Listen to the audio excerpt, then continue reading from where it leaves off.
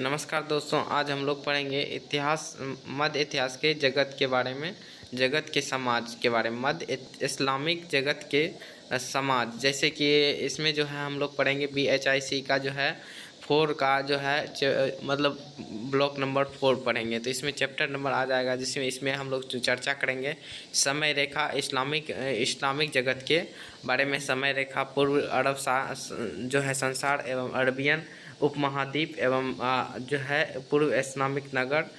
उसके बाद हम लोग पढ़ेंगे इसमें जो है पैगंबर मोहम्मद मक्का से मदीना की और हिजरत, खलीफा अबू बकर, खलीफा उमर, खलीफा उस्मान, खलीफा अली, खलीफा उम्मद खलीफत एवं उत्तर उम्मद, ये सब के बारे में पढ़ेंगे। तो इसके बारे में जैसे देख सकते हैं इसकी ईस्वी भी है 600 से 632 से 634, इसके बारे में हम लोग पढ़ेंगे। चलिए आगे देखते हैं। तो चलिए, इस्लाम पूर्व के अरब सागर संसार का वही है जो संस्कृति यानी कि उपदेश। इसमें हम लोग जो क्या क्या पढ़ने वाले हैं यानी कि हम लोग पढ़ेंगे अरब जो है कबीला एवं का परिसंघ। कबीला का परिसंघ क्या है, इसके अरब प्रायद्वीप एवं महत्वपूर्ण कबीला एवं अरब प्रायद्वीप कबीलाई एवं धार्मिक रीति रिवाज के बारे में पढ़ेंगे। मक्का वासियों के धार्मिक रीति रिवाज एवं अनुष्ठान के बारे में चर्चा करेंगे। मदीना के निवासी धर्म रीति रिवाज के बारे में, अनुष्ठान के बारे में पढ़ेंगे।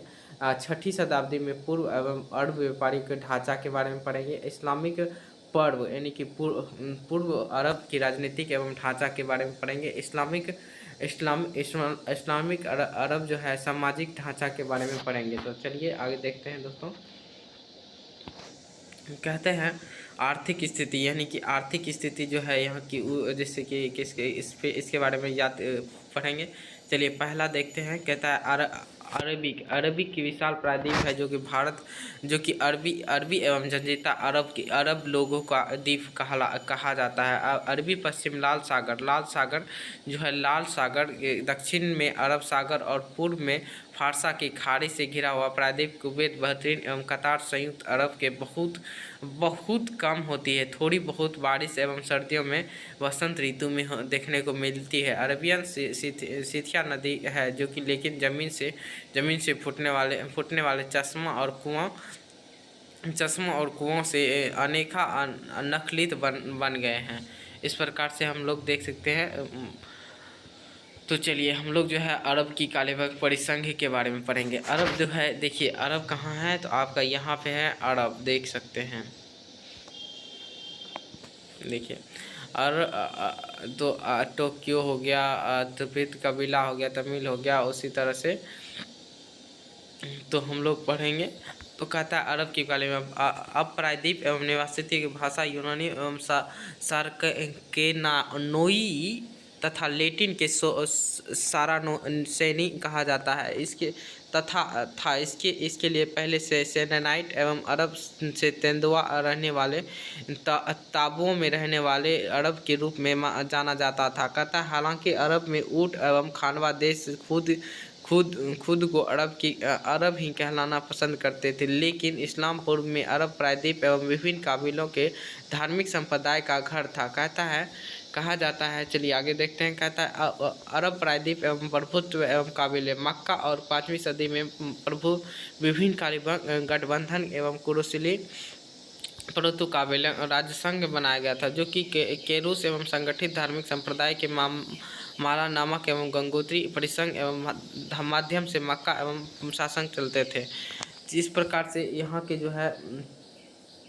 के जो नियम खान पान एवं पारिवारिक कौशलता एवं भीतर एवं सौगात एवं विवाह के नियम एवं स्थानीय मेले एवं क्षेत्रीय व्यापार सक्रिय कौशल के बीच में उच्चतम संबंध वाणिज्यिक एवं व्यापार के कौशल एवं कृषि से भी निवेश किया जाता था। कृषि की भागीदारी प्रमाण के तोहफे के रूप में शहर से मिलते थे। यहाँ फल उगाए जाते थे और पूरे अरब प्रदेश में भेजे जाते थे। इस्लामी का उदय पहले ही कैसरत उद्यमी एवं तेफ घाटियों में विशाल जहांगीर स्थापित कर चुके थे।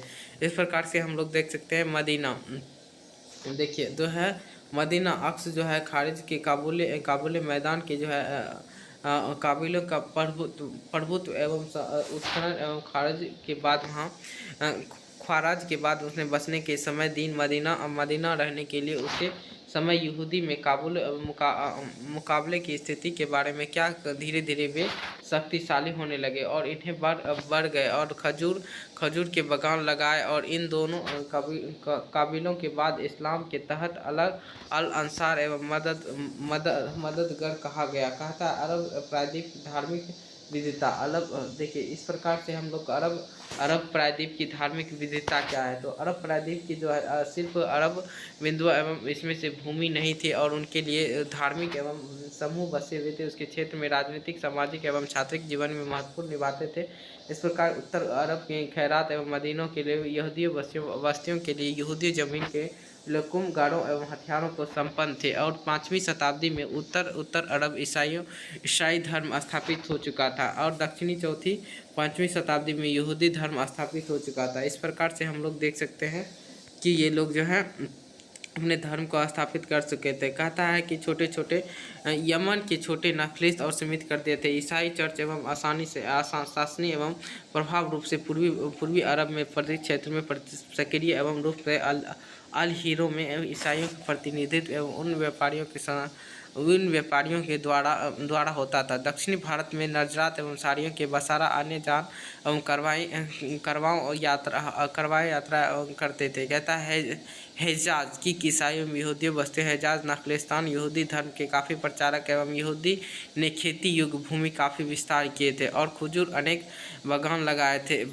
खजूर के जो है अनेक से बागान लगाए थे और इन्हें महत्वपूर्ण अरब परिवारों को धर्म मिलता एवं यहूदी धर्म अपना लिया था। चलिए देखिए दोस्तों, मक्का वासियों के धार्मिक रीति रिवाज का अनुष्ठान जो करते थे, इस्लामी अरब निवासियों की मूर्ति पूजा एवं बहुदेशीय अनेक देवताओं का अस्तित्व एवं विकास करते थे, लेकिन सर्वोच्च ईश्वर अल्लाह में विश्वास रखते थे, जिसका निवास एवं काबा एवं काबुल में था, जो अल्लाह के सर्वोपरि ईश्वर मानते थे। ईश्वर का सबका सृष्टि एवं सभी काबिलाई देवता अपनी शक्ति जो है अपनी शक्ति क्या करते थे, अपनी शक्ति कहता है अपनी शक्ति का इस्तेमाल करते थे। चूँकि मक्का के निवासी मूर्ति पूजक थे और इन्हें इनके प्रकार वाले देवी देवताओं की मूर्ति बनाई जाती थी। इसमें प्रचलित देवी मूर्तियाँ जो इनकी जो है प्रारंभिक तीर्थ यात्रा क्या थी, तो हज थी जो दोस्तों। तो यहाँ के अल्लाह का घर यानी क्यूब या घन के प्रयुक्त में अरबी शब्द में होती है। कहता है यहाँ के समकोणीय भवन था तथा यहाँ जाने से बड़ा धार्मिक अनुष्ठान था, जो मक्का विभिन्न काबिलों के भाईचारा बनाए रखने का मददगार था।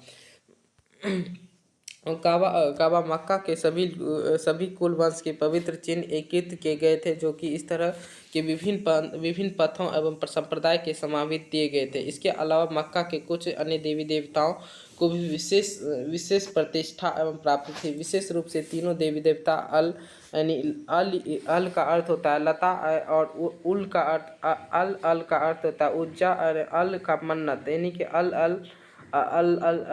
मैंने कहता है लता उज्जा और मन्नत, यानी कि ये तो अल का अर्थ लता देवी, लता का अर्थ होता है देवी और अल का अर्थ है सर्वशक्तिशाली और जो शक्ति की सुरक्षा की देवी मानी जाती है, उसे अल मंत्री सौभाग्य देवी। इनकी मूर्तियों के काबा के अंदर रखी गई है। श्रद्धालु काबा के प्रतिष्ठा एवं निर्धारित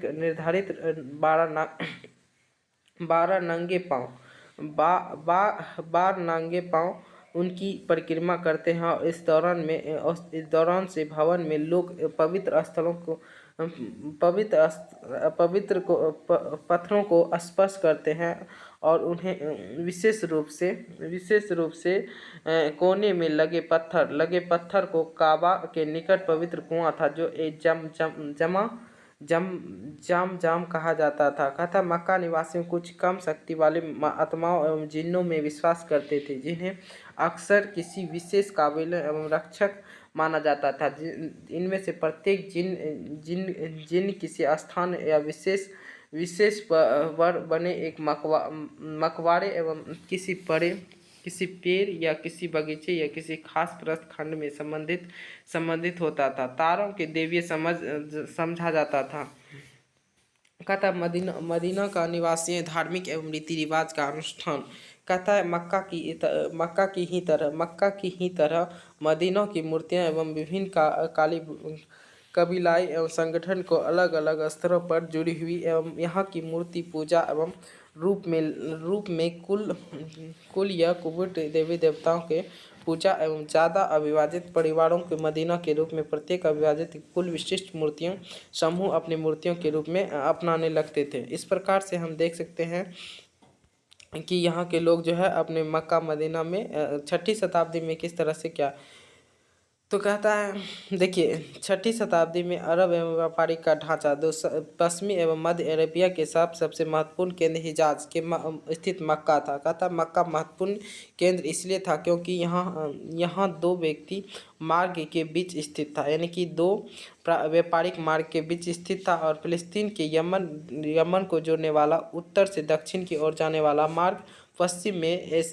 एबीसियन एवं एथोपिया के लाल सागर तथा पूरब सागर फारसा की जो खाड़ी को जोड़ने वाला जो है अरेबियन एवं यमन के एशियन व्यापक एवं अधिपता जमा लिया था। उन्हें सिर्फ जो है दूर दराज से होने वाले व्यापारी बल्कि आंतरिक व्यापार के प्रभुत्व कायम कर लिया था। क्या था व्यापार ने अरबियों को बाकी दुनिया से भी जोड़ा और बाहर के व्यापारी अरबिया वस्त्र आभूषण हथियार एवं अनाज की मदिरा वाइन से लेकर आए अरबियन खाल चमड़े एवं पशुओं के निर्यात करता था। पूर्व और दक्षिण तटों पर से हिंद महासागर के मिलने बिंदुओं पर वाणिज्य के साथ अरब बाजारों को मीडिया स्थापित हुई और दक्षिण अरब के आबाद इलाकों में चंद्रकार एवं उपजाऊ क्षेत्र यानी फर्टिलाइज क्रिसेंट जैसे बीज करवाओं का संपर्क बढ़ाने का काम किया गया। ये करवाएं जब चलते थे तो उनके उत्पादन के अलावा एक और भारत पूर्वी और अफ्रीका के सुदूर पूर्व से दूसरी और मध्य सागर के क्षेत्र में ले जाते थे। कहते ये काम करते थे और बिंदुओं के समीप में होकर कुछ गुजरात था उनका पूरा नियंत्रण था। कहता यहाँ के अरबों एवं मुख्य व्यवसाय संबंध 6ठी शताब्दी में उनसे धीरे धीरे बदल रहा था। जे कुछ काबिलों का व्यापार अपना मुख्य पैसा बनाना शुरू कर दिया तो इन काबिलों ने धीरे धीरे घुमंत पशुपालन छोड़ दिया और काल्पनिक व्यापारी बन गए। व्यापारी की तरह से यह रुझाना सबसे ज़्यादा हिजाज प्रांत देखने को मिला और मक्का जिसका एक अंग था शासनिक एवं बेडजाइन संघर्ष के कारण फारसी खाड़ी के हराकर इराक से होकर गुजरने वाले अंतर्राष्ट्रीय व्यापारिक मार्ग में बदल गया और कुछ व्यापार जो है व्यापार लाल सागर के रास्ते या स्थल मार्ग या द्वारा अमन सीरिया में होने लगा, जिसके इसके नतीजा हुआ कि उनके करवा एवं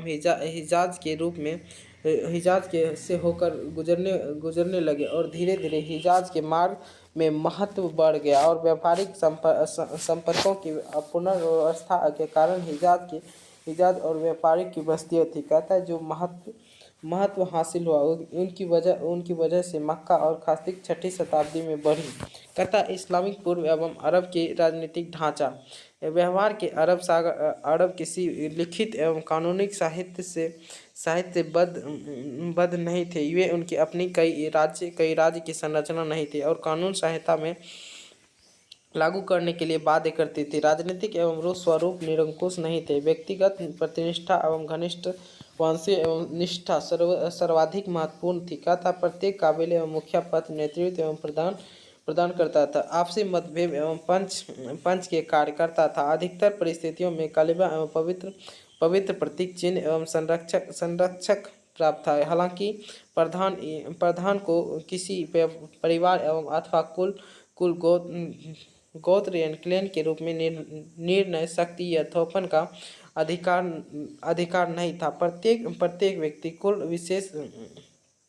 विशेष से संबंध तोड़ने के स्वतंत्र था। अपने परिवार के साथ कभी भी कबीले छोड़ सकते थे। इस प्रकार की यहाँ की जो है संस्कृति एवं संरचना थी। इनकी जो है आम नागरिकता के इस्लाम पूर्व अरब सामाजिक ढांचा क्या था? यह इस्लाम पर अरब घुमतू पशुपालक समाज पशुपालक प्रधान समाज था, यानी कि ये जो है पशु को लेता था और घूमते घूमते चले जाते थे। आइए देखते हैं इन गोत्र एवं अभिधर्म कबीलों के बारे में। जो कबीला की संरचना एवं नेतृत्व। अरब कबीलाओं के घुमितु एवं अर्धघुमितु जो है आबादियों को मिलाकर हुआ और बंदियों को अपना विशिष्ट पुरस्कार सामाजिक एवं संगठन के तैयार किया गया था। कथा वे नियंत्रण भ्रमण करते थे और इन बंदियों को जीवन शैली एवं अरण्यों का विशिष्ट पहचान बन गई थी। ऐसे समुदाय बहुत कम थे जो कि अवश्य एवं स्थानीय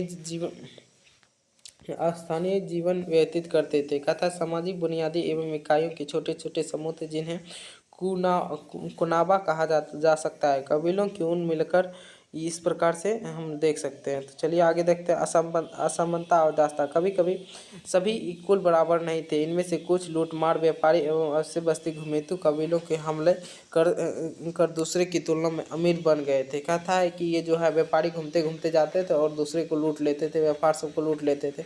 इसे लूटने के कारण ये सब क्या हो गए थे? अमीर बन गए थे। समय समय विभिन्न कुलों के कुछ व्यक्तित्व एवं व्यक्तित्व के भाग बना लेते थे।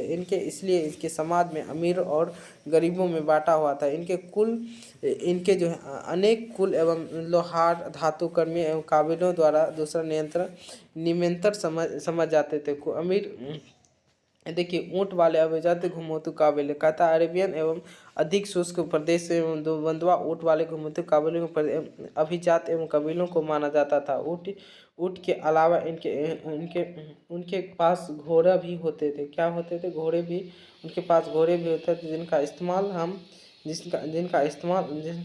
करने के लिए हमें भेड़ और बकरियों की चराने के लिए चारावा भी रहते थे। लेकिन उन्हें कृषि योग्य भूमि में नज़दीक रहना होता था, इसलिए वे उन लोगों को कृपा पर आश्रित रहते थे जो उनकी तुलना में ज़्यादा भ्रमणशील थे और शुद्ध रूप से ऊँट एवं पालक एवं खेतिहरी के अन्य पशुपालकों के अधिक भ्रमणशील एवं संपन्न थे। चलिए हम देखते हैं, आगे देखते हैं दोस्तों। कहता है अंतर काबिला से संघर्ष। इसके बारे में कबीला के बारे में लिखना है, मालवा के बारे में लिखना है। ऊँट की आधारशिला एवं खानवा देशी का था। चूंकि प्रायद्वीप एवं अधिकांश हिस्सा एवं रेगिस्तान जो इसलिए जीवन के प्राकृतिक तरीके। खानवा देश का पशुपालन ईसा के युग में आरंभ होना तथा यहाँ के दूसरी एवं शास्त्री यहाँ के बंदिशों ऊँटों जो रेगिस्तान में बेहद ही अनुकूल थे, वे पालतू बनाना सीख लिया। और कहता है ऊँट वाले खानवा देशी एवं उनके साथ साथ बड़ी सामाजिक शक्तियों की संभावना भी लेकर आई। अन्य पालतू पशुओं ऊँट एवं पालकों की ज़्यादा भ्रमणशील लेकर अपने पानी के भी रह सकते थे, इसलिए जल विहीन क्षेत्रों में दूर दूर यात्रा कर सकते थे। कहता है 50 डिग्री सेंटीग्रेड तापमान वाले क्षेत्र में भी बिना भोजन पानी के हफ्ते तक लगातार यात्रा कर सकते थे। इसलिए उनकी मदद रेगिस्तान के दुर्गम संसाधनों की खोज की जा सकती थी। इनका लाभ उठाया जा सकता था। ऊँट भारी वजन ढो सकते थे। कहता है इसलिए ये काम के लिए उनका उपयोग किया जा सकता था। कहता है वे अच्छे दूध भी देते थे। इन कारणों से वे न सिर्फ अपने पालकों के जीवन के आधार साबित होते थे बल्कि वाणिज्यिक रूपों में फायदेमंद विकल्प थे। इससे बिंदु न केवल रेगिस्तान प्रधान था प्राप्ति बल्कि आसपास के प्रदेशों एवं अस्थायी बस्तियों में भी अपना प्रभाव बनाए। वे जो है सिर्फ व्यापार करने में बल्कि अनुकूल परिस्थिति में शुल्क वसूलने में भी सक्षम थे। ऊँट वाले घूमते काबिले भूमध्य सागर एवं दक्षिण सागर वाले क्षेत्र में व्यापार शामिल हो गए। रोमन की शासनी एवं ईरानी साम्राज्य के बीच एक बड़ा सा क्षेत्र बेहदू अरब लोग थे जो इस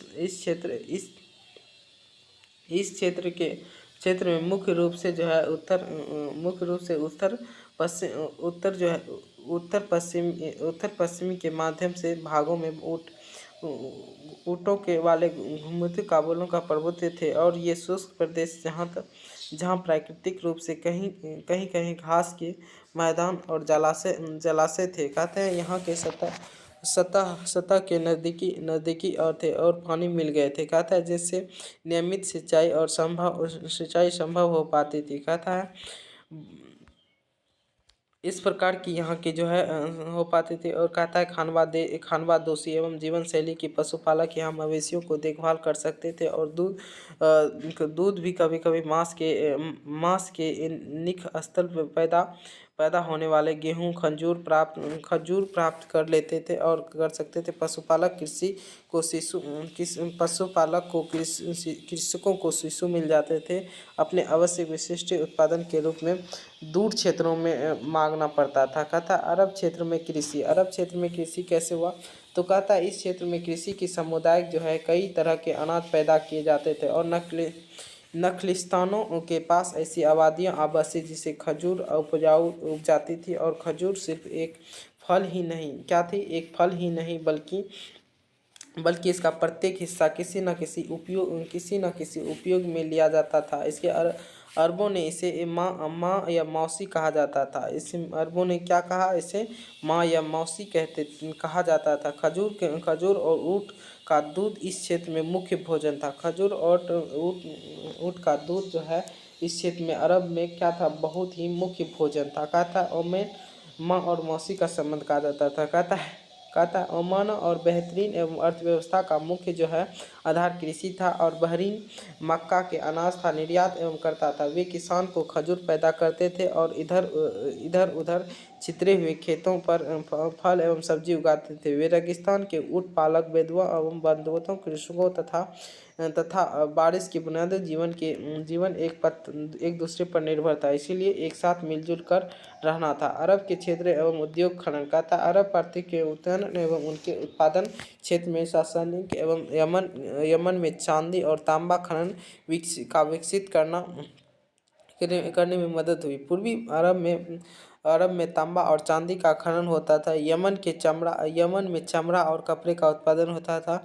उत्तर मध्य में अरब और कूफा मदीना मार्ग से बसे अल राबत नामक शहर जो है शहर में धातु एवं कांच के रेशा सेरामिक एवं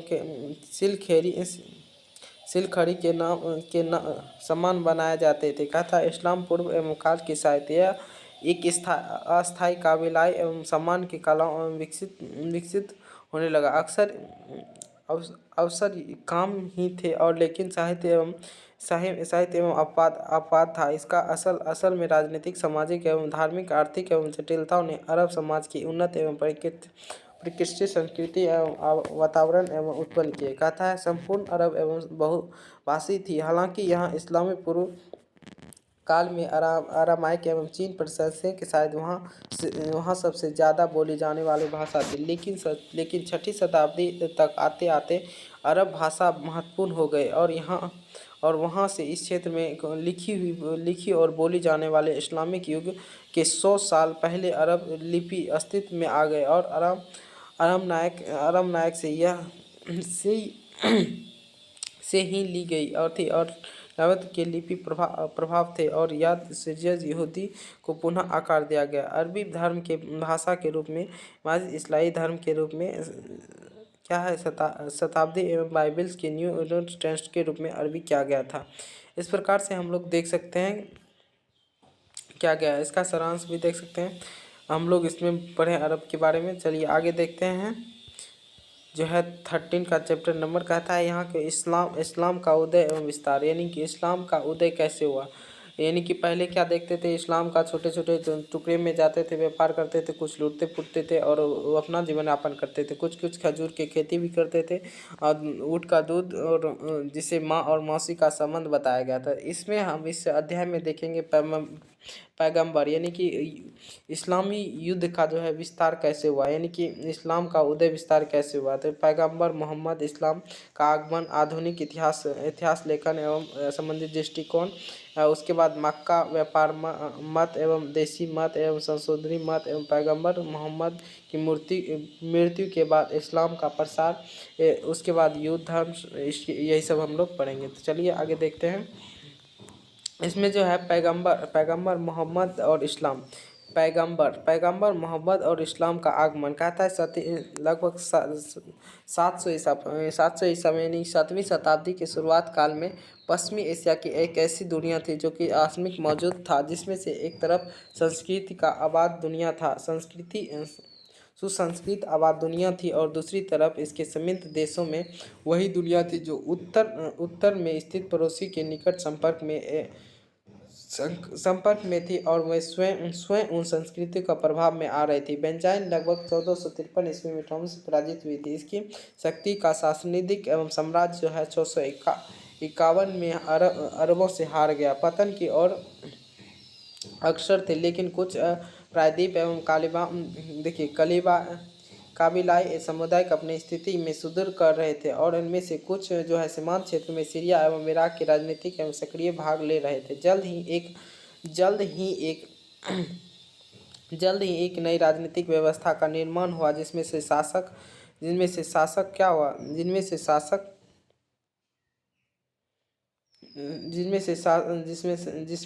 समूह संगठन एवं साम्राज्यों का लोग द्वारा बल्कि नहीं पश्चिमी के अरब रुपये में 1000 अरबों के रूप में किया गया। और इसी राजनीतिक अर्थव्यवस्था का आह्वान किया गया और खुद के रूप में मोहम्मद दिए गए। ये इस्लामी रिवोल्यूशन कुरान जो स्वयं को जो रखा था। अब्दुल इस्लामिक मोहम्मद बिन अब्दुल का जन्म जो है 570 ईसा पूर्व में हुआ था। कब हुआ था? 570 ईसा पूर्व में मक्का में हुआ था।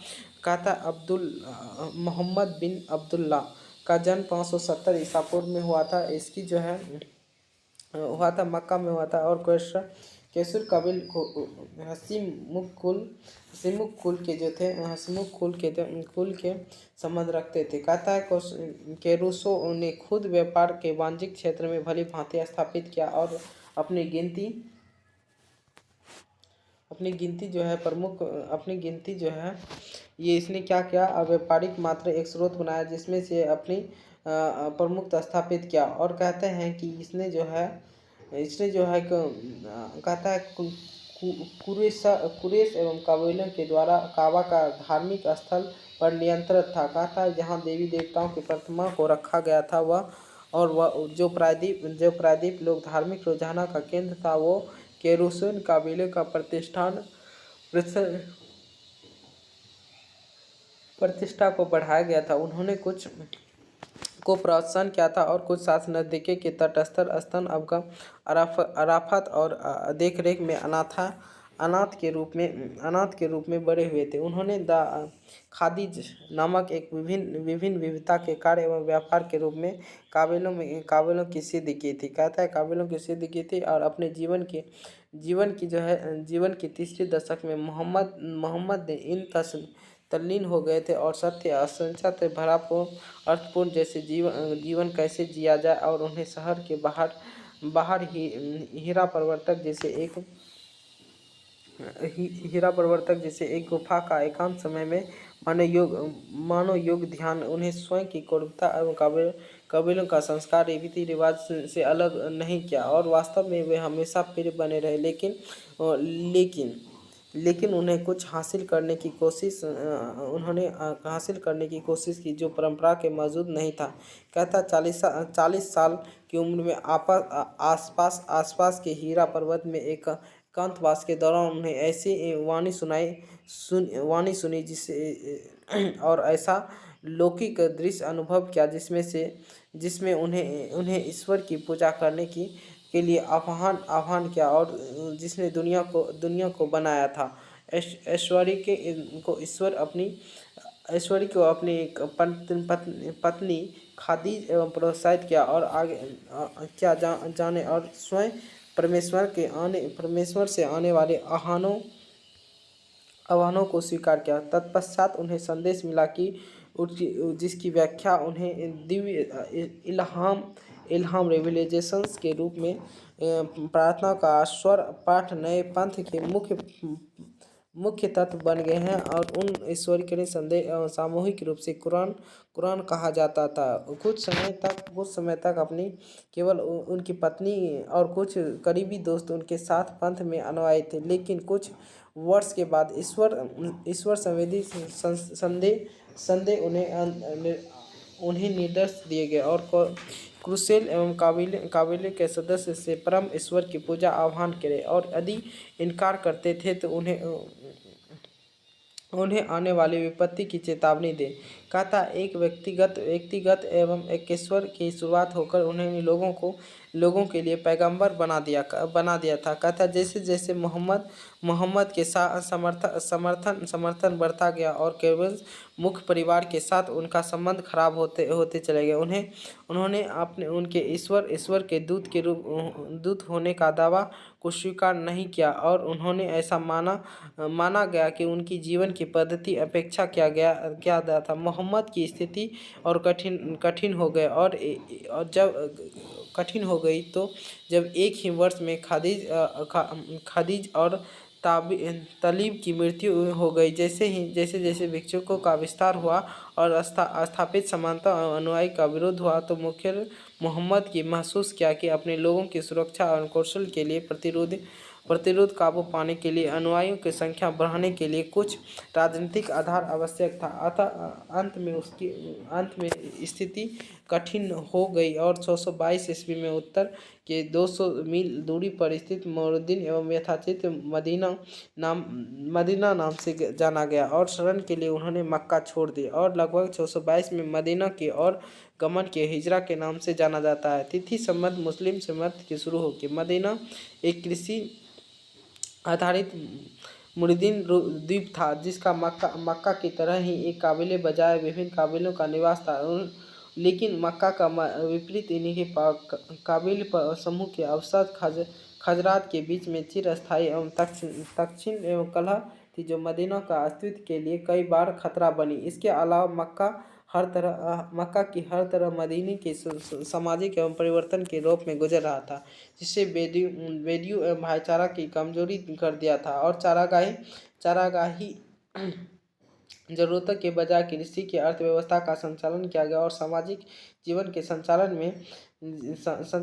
सामाजिक संचालन में जो है नेतेदारी एवं संबंधों के बजाय अधिक एवं स्थापित किया गया और कहता है उन्हें इन विवादों के जो है 5 स्वीकार रूप किया गया और कहते हैं ऐसे में समाज के कुल व्यवहारिक इसमें ऐसे में कई समाज एवं कानून के सरकार नहीं थे और धार्मिक दृष्टि वाले कोई भी नियुक्ति एवं व्यवहार कुशल बुद्धिमान अक्सर बैरी एवं कुल के माध्यम के रूप में चुना गया था। कहता है और प्रारंभिक जीवन के लेखक एवं समझौता को इबारत एवं संरक्षित किए गए थे इसमें जिसमें एक तरफ मोहम्मद अनुयायी के दूसरी तरफ प्रमुख एवं काबिले के अक्स और खराज के शास्त्र ही कुछ यहूदी मुख्य के रूप में हस्ताक्षर किए गए। कथा मदीना से मोहम्मद ने अपनी शक्ति को सुदृढ़ करना शुरू किया और जल्द ही केरूस के साथ अपना शास्त्र एवं संघर्ष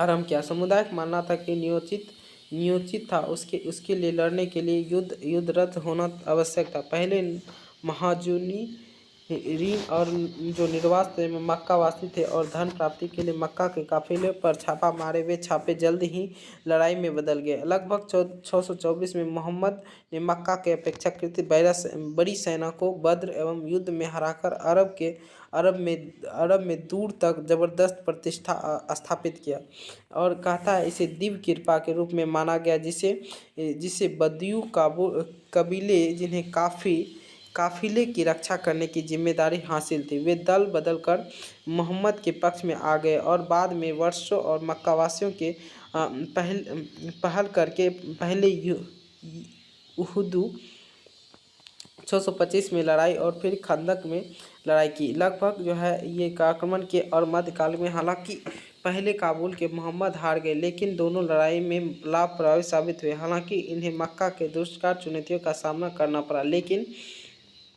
लेकिन मोहम्मद की आशाएं अजमका के लड़नी पड़ी बल्कि निवासियों के इस्लाम में धर्मता के करना था। इस प्रकार से ये मोहम्मद जी के हैं जीवन के बारे में पंक्ति एवं पैगंबर कैसे हुए इसके क्या क्या अनुसार उसके बारे में लिख लीजिएगा। वर्तमान दृष्टिकोण कहता है आधुनिक इतिहास के संबंध एवं दृष्टिकोण कहता है थोड़ा